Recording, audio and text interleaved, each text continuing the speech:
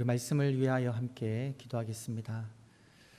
살아계신 아버지 하나님 감사합니다. 이 시간 하나님 말씀을 간절히 사모하며 기다립니다.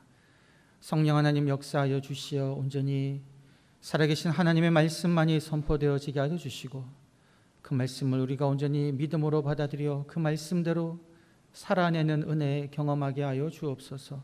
감사드리옵고 구주 예수님의 이름으로 기도드리옵나이다. 아멘. 할렐루야. 하나님을 찬양합니다. 오늘도 우리가 하나님을 사모하는 마음으로 주님의 전에 나오시고 주님께 예배드리시는 이 순간 하나님께서 우리 모든 성도님들 마음 한 분 한 분 붙잡아 주실 줄 믿습니다. 여러분, 살아계신 하나님을 우리가 날마다 만나고 그 하나님과 동행하는 삶을 살아가면요, 여러분, 우리의 삶은 너무나 행복하고 복된 삶인 줄 믿습니다. 우리를 만드시고 우리를 사랑하시고 우리의 삶을 인도하시는 그분과 함께 날마다 동행하는 그 삶, 얼마나 기쁘고 감격스럽겠습니까? 그러한 삶을 살아내시는 은혜가 있기를 간절히 축원합니다.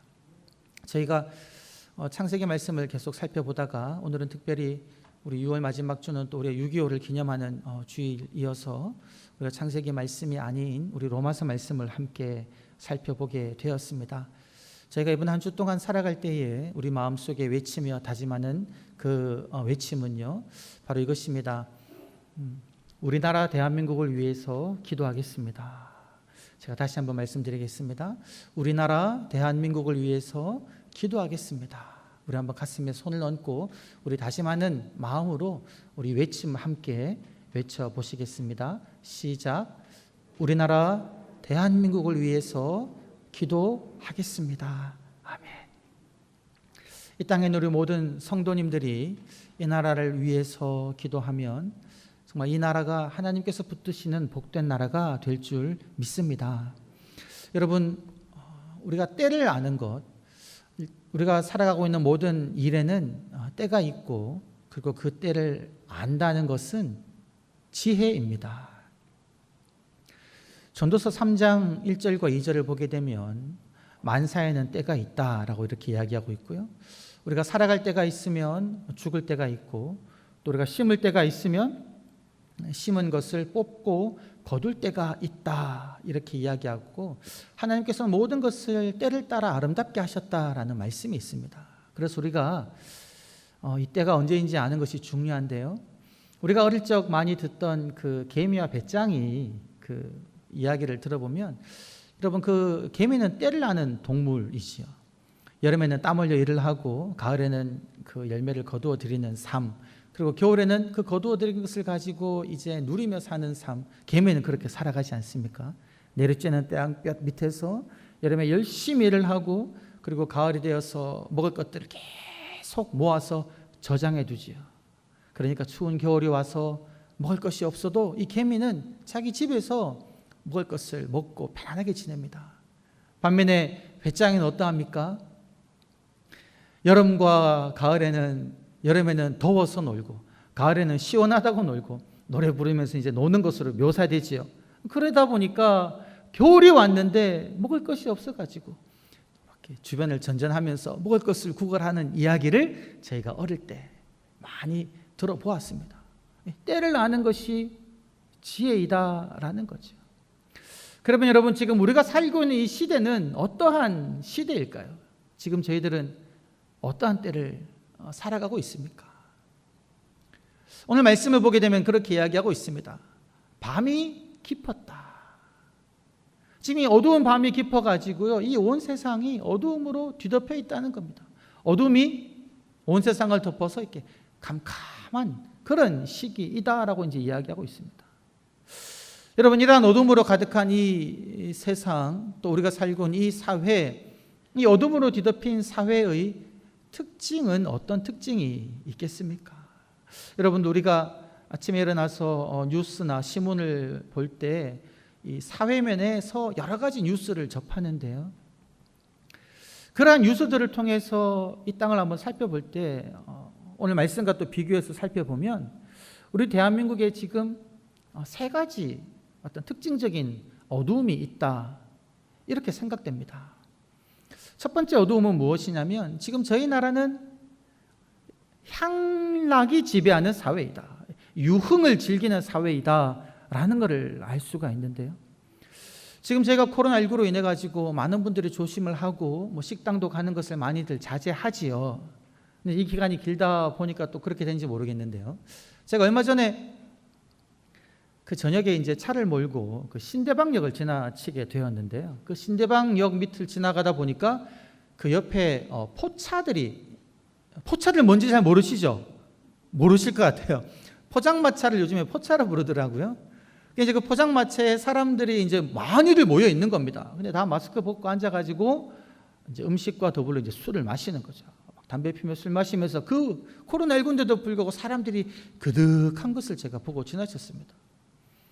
그리고 얼마 제가 이제 날마다 이제 퇴근하면서 교회에서 집을 걸어가다 보면 이제 여기 보면 이제 이렇게 요즘 또 치맥이라 그러죠. 이렇게 닭과 함께 사람들이 막 모여가지고 야외 테이블에 앉아가지고 이제 맥주를 마시며 술을 마시며 막 이야기하는 것을 보았거든요. 뉴스에 보면 이제 그런 이야기를 많이 있지 않습니까? 막 이렇게 젊은이들이 모여가지고 공원이며 바깥에서 이제 술을 많이 마신다. 요즘 시대를 보게 되면 많은 이들이 이런 어떤 술 문화, 유흥을 즐기는 것이 우리 사회의 특징 중에 하나이다라고 우리들은 여길 수가 있겠습니다. 또 두 번째 특징은 무엇이냐? 성적으로 아직 성적 일탈이 만연한 사회다. 이렇게 이제 볼 수 있겠습니다. 제가 얼마 전에 제가 뉴스를 보게 되니까 그 어떤 곳에서 그 오피스텔을 개조해 가지고 이제 룸살롱을 만들어 가지고 이제 손님들을 몰래 이제 영업을 하고 또 그곳에서 성매매도 하기도 하고요. 그리고 많은 곳에서 보게 되면 인터넷에서 막 성적 일탈이 많이 이루어지고요. 청소년들이 집에서 가출한 사람들 막 이렇게 여러 가지 채팅으로 막 해가지고 어떤 좀 나쁜 짓을 하기도 하고, 그리고 군대라든지 직장이라든지 사회 여러 곳곳에서 성희롱이라든지 성추행, 성폭행 이런 것들 뉴스로 여러분 가득하지 않습니까? 많은 젊은이들이 성적 일탈을 사실은 어릴 때부터, 빠르면 초등학생 때부터 경험하는 이런 지금 사회 문화가 우리 대한민국에 많이 가득하다라는 겁니다. 심각한 상황인 거죠. 마지막 세 번째 특징은 무엇이냐면 이 사회는 이 분열이 조장되는 그런 사회입니다. 대화와 타협이 있기보다는 다툼과 분열이 많은 사회, 이것이 우리 대한민국의 특징이라고 볼 수 있을 것 같아요. 뉴스를 보게 되면 제가 많이 접하니까 많이 드러난 것 같은데요. 제가 국회를 보게 돼도 이제 그런 것을 보게 되죠. 여러 정당이 있는데 이 정당끼리 정말 이 나라를 위해, 국민을 위해 여러 좋은 정책은 다를 수가 있죠. 그런 여러 정책들을 이야기하며 어떻게 하면 더 좋은 정책을 입안할지 의논하고 막 토론하고 이러면 좋은데, 그러기보다는 서로를 막 헐뜯고 흠집 내기에 집중하고 있는 듯한 그런 모습을 우리들이 뉴스를 통해 많이 보게 되는데요. 그 문화가 국회뿐만이 아니라 우리 사회 곳곳에 퍼져 있다라는 것이죠. 유흥을 즐기고 성적 일탈이 만연하며 분열이 있는 이 사회, 이 대한민국의 특징을 오늘 말씀을 통해서 이제 볼 수가 있는데요. 여러분, 이러한 어둠이 지배하고 있는 이 사회를 우리 성도님들이 살아갈 때에 저희들은 어떻게 살아가야 하겠습니까? 오늘 말씀을 보게 되면 이 어둠이 가득한 이 사회를 살아가는 이 성도의 바람직한 태도에 관해서 우리를 살펴볼 수가 있는데요. 먼저 우리 간단하게 한 4가지 정도를 말씀을 통해서 함께 살펴보고자 합니다. 첫 번째, 우리의 태도는 어떠해야 되느냐? 여러분, 우리들은요 어둠을 살아가지만, 어둠이 가득한 이 밤을 살아가지만 이 어둠은 곧 물러나고 새로운 낮이 올 것이다, 빛이 비치실 것이다 라는 것을 우리가 알고 살아가야 한다라는 사실입니다. 여러분, 오늘 말씀을 보게 되면요, 우리 12절 말씀 앞부분만 보게 되면 그렇게 이야기합니다. 밤이 깊고 낮이 가까웠다, 이렇게 이야기하고 있지 않습니까?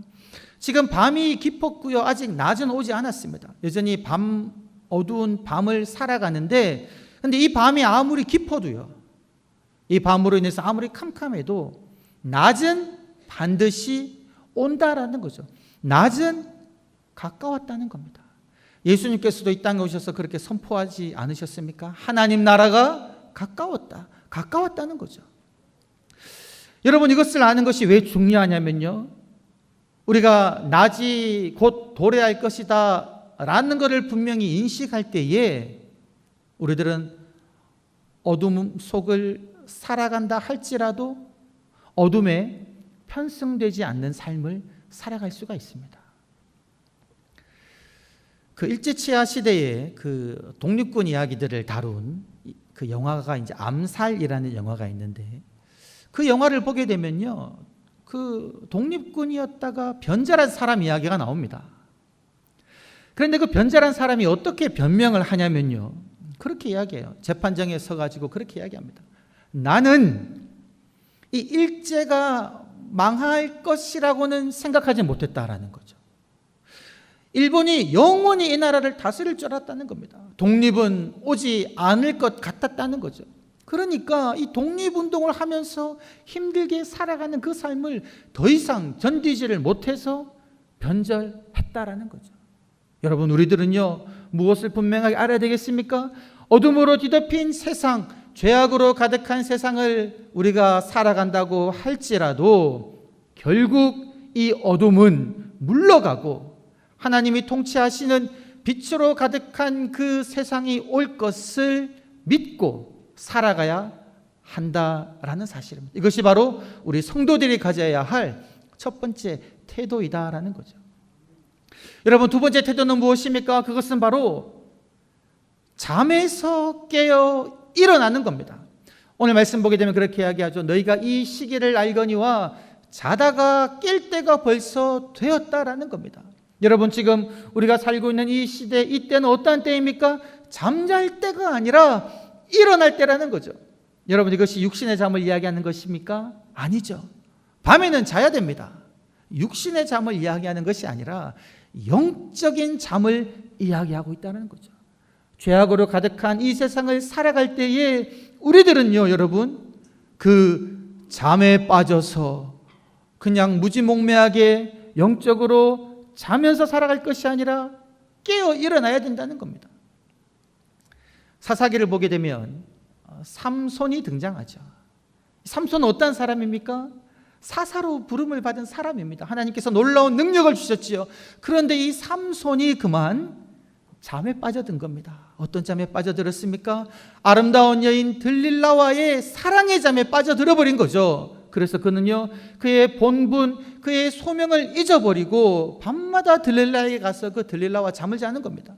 그래서 그를 잡으려고 오는 그 위기의 순간에도 그는 여전히 들릴라와 함께 잠에 빠져 있었고요. 그 결과가 무엇입니까? 그의 머리가 잘리고 눈이 뽑혀가지고 하나님이 주신 모든 힘을 잃어버리고 블레셋에서 노역을 하는 그런 처참한 신세가 되어버리지 않았습니까? 여러분요, 사랑하는 성도님, 우리가요, 영적인 잠에 빠져 있다면 사탄은 잘 됐구나 하고는 우리를 집어 삼켜버린다는 것이죠. 그래서 우리들은 이 영적인 잠에서 깨어 일어나 사탄과 맞서 싸우는 그러한 용사가 되어야 된다. 이것이 여러분, 종말을 살아가는, 이 어두운 시대를 살아가는 두 번째 성도의 태도입니다. 세 번째 태도는 무엇이냐면요, 오늘 말씀 속에 그렇게 이야기하고 있습니다. 너희가 어둠의 일을 벗어버려라. 이 캄캄한 어둠 속에 살다 보면 여러분, 한번 상상해 보십시오. 우리의 몸을 무엇이 휘감겠습니까? 어둠이 우리의 몸을 휘감지요. 그런데 여러분, 이 어둠이 상징하는 것이 무엇이겠습니까? 이 어둠이 상징하는 것은요, 여러 가지 악한 행실이라는 겁니다. 죄된 행실이라는 것이죠. 이 죄된 행실로 가득한 어둠을 살아갈 때 우리 몸을요, 이 어둠, 죄들이 막 더럽힌다는 겁니다. 제가 지난주에 그 뿌리 말씀을 드렸었는데요, 우리가 죄를 한 가지 지으면은 처음에는 아주 약한 잔뿌리가 나죠. 그런데 여러분, 그 잔뿌리를 뽑아내지 아니하고 계속 죄 가운데 살면 이 잔뿌리가 점점 굵은 뿌리가 되어가지고 내 마음 깊숙이 박혀버린다고 말씀드리지 않았습니까? 이 어둠의 옷도 마찬가지입니다. 처음에 여러분 우리가 형제를 미워하는 그 잘못을 범했을 때는요, 처음에는 이 얇은 옷이 우리들에게 입혀지는 거죠. 얇은 옷은요, 금방 바람에 날려서 날아가 버릴 수도 있습니다. 그런데 그 죄된 행실을 벗어버리지 아니하고 계속 내 마음으로 형제를 미워하면요, 미워할 때마다 내 몸에 얇은 죄의 옷이 계속 막 입혀지는 겁니다. 처음에는 얇은 옷이었는데 이 얇은 옷이 계속 입혀지면요, 어떻게 됩니까? 그 미움이라는 그 죄의 옷으로 내 몸이 이렇게 완전히 거대하게 되면서 제가 이 몸을 가누지 못할 정도로 죄에 내 몸이 완전히 휩싸여지는 그러한 안타까운 상황에 봉해져 버린다는 것이죠. 오늘 말씀을 보게 되면 그 13절에 우리가 벗어버려야 하는 그 어둠의 일, 악한 행실들이 무엇인지에 대해서 나오는데요, 그것을 제가 쉬운 성경으로 한번 읽어드리겠습니다. 한번 들어보십시오. 흥청망청 먹고 마시며 술 취하지 마십시오. 난잡한 유흥을 즐기지 말고 술 취하지 마십시오. 성적으로 문란하거나 퇴폐적인 생활을 버리십시오. 다투지 말고 질투하지 마십시오. 여러분, 여기서 읽어낸 이 모든 것들이 무엇입니까? 세상 사람들이요, 주를 알지 못하는 많은 이들이 그냥 살아가면서 즐기는 겁니다. 유흥을 즐기고 술에 취하고 성적인 쾌락을 탐닉하며 다투며 시기하며 질투하며 분내하고 분열하는 이런 삶을 사람들은 살아가는데, 주를 믿는 우리들은요, 이러한 모든 어둠의 일을 벗어 버려야 한다는 것이죠. 마지막으로 우리 이 어둠을 살아가는 성도들은 어떤 삶을 살아야 되느냐? 바로 이 어둠의 일을 벗고 난 다음에 예수 그리스도로 옷을 입어야 됩니다. 다른 말로 말하면 빛의 갑옷을 입어야 된다는 것이죠. 여러분, 이 갑옷은요, 우리 몸을 이렇게 감싸고 있어가지고 사탄의 공격에서 막는 역할을 하는데, 이 갑옷으로 번역된 단어는 무기라고도 번역될 수 있습니다. 즉 우리들은요, 빛의 무기를 입어야 된다는 것이죠. 이 빛의 무기가 무엇입니까? 바로 예수 그리스도이시다는 것이죠. 우리를 감싸고 있는 어둠의 옷을 완전히 벗어버리고 예수 그리스도로 옷 입고 난 다음에 우리들은 그 예수 그리스도의 능력에 의지하여 빛의 갑옷을 입고 빛의 무기를 들고 우리들을 공격하는 어둠의 세력인 사탄과 싸워야 한다는 것이죠. 이것이 여러분, 이 어두운 세상을 살아가는 성도의 삶의 태도이다 라는 것입니다. 이러한 삶을 살아내시는 저와 여러분들이 되시기를 간절히 축원합니다. 어둠이 아무리 깊어도 하나님이 다스리시는 그 빛의 나라가 오실 것을 굳게 확신하며 어둠의 일을 벗어버리고 잠에서 깨어 영적으로 깨어 기도하며 예수 그리스도로 옷 입고 사탄과 싸워 대적하는 삶, 이러한 삶을 우리들은 살아야 한다라는 것입니다. 여러분, 저희들이 이제 역사적으로 보게 되면 여러 많은 어둠의 시기들이 있었습니다. 지금도 여러 죄악들은 어둡지만 우리 이제 과거 역사를 보게 되면 어떤 어둠의 시대가 있었습니까? 이 나라가 전쟁의 포화에 뒤덮여 가지고 많은 이들이 죽임을 당하고 가족이 헤어지고 또 많은 교회가 불타고 파괴되고 많은 순교자들이 나왔던 그 시기가 여러분 있었지 않았습니까? 바로 전쟁이 일어났던 그 시기인 것이죠. 여러분, 그 시기가 우리가 경험한 어둠의 시기 중에 하나일 것입니다. 여러분, 그러한 일이 왜 일어났는지 우리가 분명하게 이야기할 수는 없지만, 이것 때문에 일어났다라고 한 가지로 이야기할 수는 없지만, 우리가 성경의 예를 살펴볼 때에 우리 이 땅 가운데 일어난 그 전쟁 또한 여러분 우리의 어떤 죄악으로 인함이다 라는 생각을 할 수가 있다라는 겁니다. 북이스라엘과 남유다가 하나님을 섬기는 나라였는데 그 나라가 여러분 아수르와 바벨론에 의해서 점령당하고 나라가 멸망당했을 때에 그 원인이 무엇이라고 성경은 기록하고 있습니까?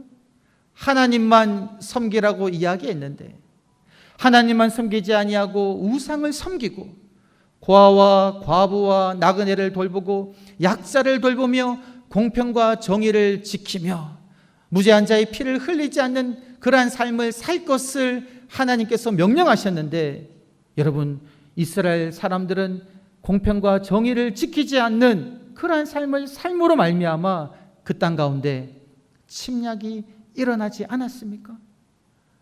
그러한 역사를 바라볼 때 여러분, 우리 또한 우리나라 과거를 바라보며 그 아픈 역사가 왜 일어났는지 우리들은 한번 돌아보아야 한다는 겁니다. 너무나 감사하게도 이 나라는 그 전쟁의 포화에도 여러분 나라가 멸망하지 아니하고 하나님의 긍휼하심과 도우심으로 여러분 이 나라가 이렇게까지 발전하는 은혜를 누리고 있지 않습니까? 이러한 시대에 우리가 살아가면서 그 역사의 아픈 순간에 왜 그러한 일이 일어났으며 또한 우리들은 어떻게 이 시대를 살아야 할지에 관해서 우리들은 깊이 생각해 보아야 한다라는 사실이죠. 저희 교회에서 이제 6월 한 달 한 달 책으로 읽고 있는 그 책이 믿음의 땅 순례의 길인데요. 그 책을 보니까 그 전쟁통에 정말 믿음의 본을 보였던 분의 여러 가지 이야기들이 참 많이 있었는데 제가 그 중에 한 분의 이야기를 소개하고자 합니다. 여러분, 그분은요, 그 서기훈 목사님이란 분이시고요. 이분은 철원 지역에서 장흥교회에서 목회하신 목사님이셨습니다. 지금 이 철원 지역이 우리나라 땅에 속해 있지만 그 해방 이후에 그리고 전쟁 시기에는 이 북한 점령 지역이었다라고 그래요. 그래서 해방되자마자 이제 그 땅을 북한군이 점령했고 그때 이 장흥교회는요, 이 북한 정권에 대항하기 위하여 기독 청년회가 조직되어서 북한 정권에 대항하는 여러 가지 많은 일들을 했다고 그럽니다. 그것이 빌미가 되어서 이 북한 정권은 이 장흥교회의 그 기독 청년회를요 다 잡아가 버렸습니다. 교회가 문을 닫게 되었죠. 이런 핍박이 일어나니까 그때 목회하셨던 목사님은 이제 남쪽으로 피난을 가셨고 이런 어려운 시기에 이 장흥교회에 부임하신 목사님이 바로 이제 서기훈 목사님이셨는데 그 어려운 중에도 이 목사님은 늘 성도님들을 돌아보며 기도하며 목회를 아주 열심히 하셨습니다. 그러다가 전쟁이 일어났죠. 전쟁이 일어나니까 여러분 이 북한 공산당 정권이 이 교회를 예의주시하고 있는 겁니다. 이제 그러다가 이제 뭐 인천 상륙 작전에 의해서 다시 철원 지역에 이 국군이 이제 주둔하게 되었을 때 이 장흥교회 청년들이요, 그 북한 정권 치하에 있던 그 공산당에 속해 있던 이들을 한 30여 명을 잡아가지고 그 중에 2명을 처형한 겁니다. 여러분, 그럴 만하다고 생각하지 않습니까? 그런데 이 소식을 들은 이 서기훈 목사님이요, 막 달려와가지고는 원수를 사랑하라라고 성경이 가르쳤고 내가 그렇게 설교하고 가르쳤는데 어떻게 공산당이라고 해서 그 사람들을 처형할 수 있느냐? 여러분들이 계속 그렇게 하면 이 교회를 떠나겠다라고 말하거든요. 당장 풀어주라고 했답니다. 그래서 그 공산당원들을 다 풀어줬대요. 그러고 난 다음에 다시 이 중공군의 개입으로 이 철원 지역이 다시 공산당 치하의 수하에 들어갔을 때 여러분 놀랍게도요, 그 다시 들어온 이들, 그곳에 살고 있는 공산당들이 이 지역 주민들, 특히 교인들을 아무 해를 가하지 않았다는 그런 놀라운 이야기가 기록되어 있더라고요. 자, 그러고 난 다음에 너무 이제 힘들어지니까 많은 교인들이, 주민들이 다 피난을 갔습니다. 이 목사님도 피난을 갔는데요. 그런데 한 10가호들이 남아있었다고요. 교인 10가호들이 남아있다는 소식을 듣고 이 피난 가시던 목사님이 다시금 교회로 돌아옵니다. 그리고 교회를 지켜요. 그리고 이 목사님이 날마다 새벽 제단을 쌓고 새벽마다 교회 종을 치면서요, 새로운 날이 밝았음을 알립니다. 피난 가지 못한 성도님들은요, 한 10가정 되는 성도님들은 그 공산당이 무서워가지고 그 이제 방공호에 숨어 지냅니다. 몰래 숨어 지내는 삶을 살아요. 그럼 이 목사님은 어떻게 하냐면 자신은 교회를 지키면서 방공호에 피난 간 성도님 가정들을 다니면서 신방하고 예배를 드렸다 그래요. 그러면서 그들에게 무슨 이야기 했느냐? 지금은 고난의 시기요, 어려움의 시기지만 기도하고 기다립시다. 하나님이 다시금 이 땅을 회복시켜 주실 것입니다. 힘내십시오. 기도하십시오. 이렇게 성도님들을 격려했다는 거예요. 여러분, 그러다가 이 목사님은요, 결국 공산당에게 잡혀가 가지고요, 1950년 12월 마지막에 잡혀가서 그 다음에 1월 8일에 총살을 당했다라고 이렇게 이제 기록되어 있더라고요. 그러면서 이 교회에는 이 목사님을 추모하는 서기훈 목사님 순교 기념비가 그 교회에 있고요. 지금도 그 교인들은 이 목사님이 보여주신 그 숭고한 사랑, 성도를 향한 사랑, 나라를 향한 그 사랑을 기억하며 믿음 생활을 해나가고 있다라고 이야기하고 있다는 것이죠. 여러분, 이러한 목사님의 삶이 어떠한 삶입니까? 어둠으로 지배되는 이 캄캄한 세상 속에서 어떻게 예수 그리스도로 옷 입고 빛의 갑옷과 무기를 들며 어둠과 싸웠는지를 보여주는 그러한 이야기다라는 거죠. 여러분, 우리들은 손양원 목사님을 잘 알고 있지 않습니까? 공산당 청년에 의해서 자기 두 아들을 잃어버린 이 목사님이 그 청년을 용서해주고 양아들로 드린 이야기를 잘 알고 있지요. 그 목사님이 기록한 그 일기가 있는데요, 그렇게 이야기하고 있습니다. 제가 한번 읽어드리겠습니다. 나는 예수의 중독자가 돼야 되겠다. 술 중독자는 술로만 살다가 술로 인해 죽게 되는 것이고, 아편 중독자는 아편으로 살다가 아편으로 인해 죽게 되나니 우리도 예수로 살다가 예수로 인해 죽자. 우리의 전 생활과 생명을 주님을 위해 살면 주같이 부활된다. 주의 종이니 주만 위해 일하는 자 되고 내 일 되게 하지 말자. 이 목사님의 고백은 무엇입니까? 우리가 죄의 중독자가 되지 말자는 겁니다.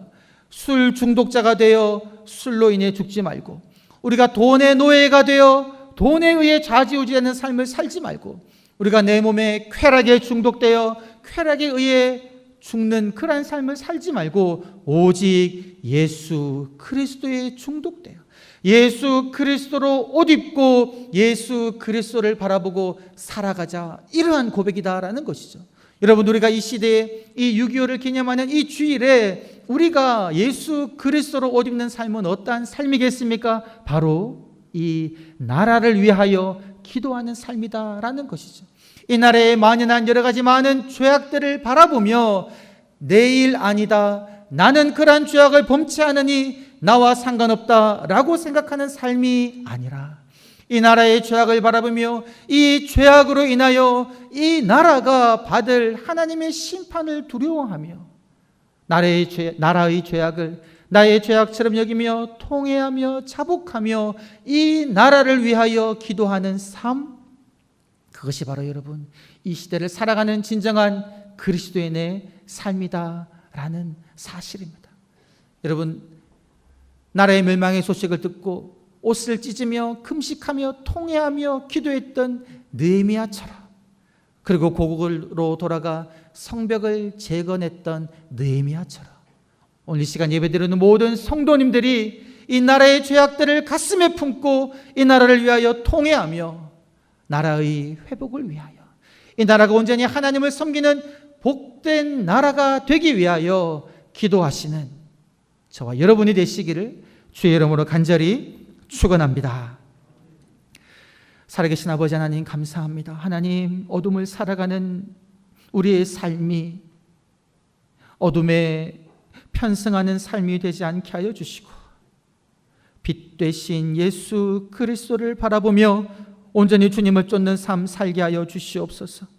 죄악으로 가득한 이 나라를 바라보며 주님 비방하고 욕하는 것이 아니라 진정한 그 죄악들을 나의 아픔으로 내 가슴으로 받아들이며 이 나라를 위하여 눈물로 기도하는 주님의 귀한 성도님들 되게 하여 주시옵소서. 감사드렸고 구주 예수님의 이름으로 기도드리옵나이다. 아멘.